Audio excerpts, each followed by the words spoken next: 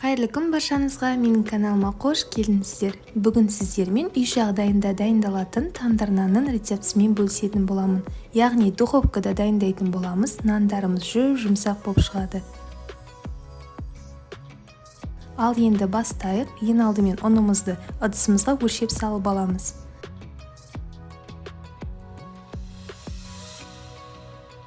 Құрғақ аштығымызды саламыз. Қант қосамыз. Тұз саламыз. Жылы сүтімізді құямыз. Барлығын жақсылап араластырамыз.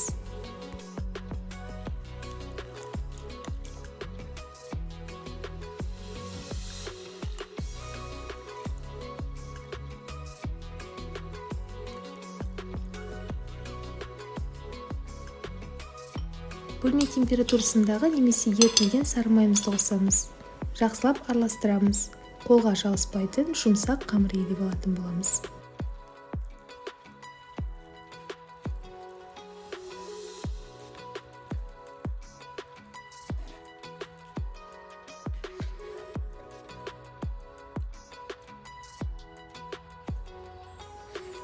Қамырымыздың бетін жауып, жылы жерге жарты сағатқа көтерілуге қойып қоямыз.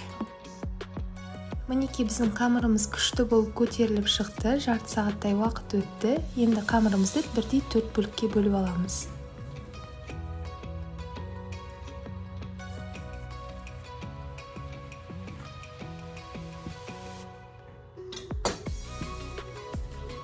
Қамырымыздың әр бөлігін осылай домалақтап, үстелдің үстінде тағы да көтерілуге 5-10 минутқа қалдыратын боламыз.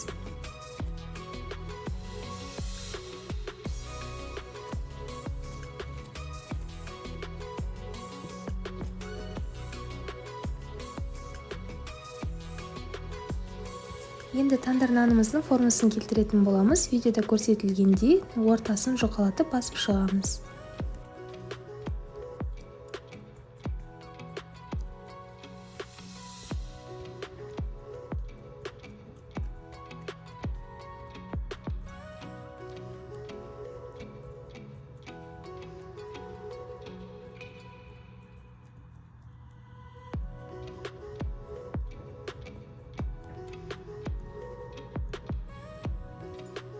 Тандыр нанымыздың ортасын басатын арнайы өзінің құралдары болады, бірақ менде ондай құрал болмағандықтан осындай вилканы бір-біріне қосып, мінекей видеода көрсетілгенде осылай басып шығатын боламын.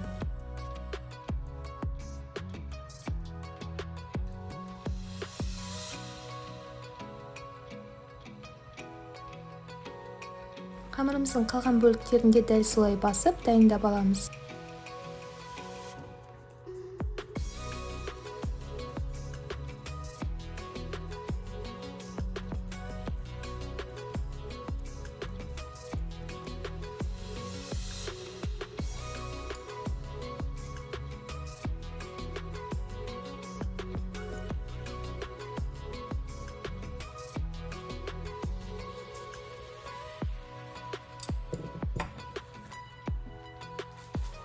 Дайындап алған нанымыздың сыртына жұмыртқаның сарысын жағып шығамыз.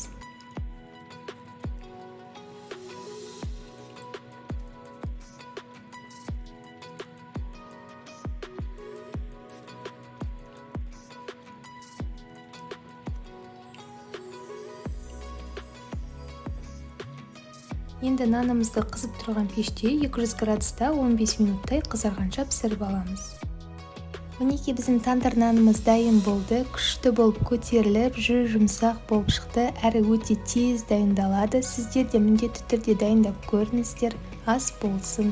Ал егер де сіздерге менің видеом ұнаса, лайк басып, комментарий жазуды ұмытпаңыздар.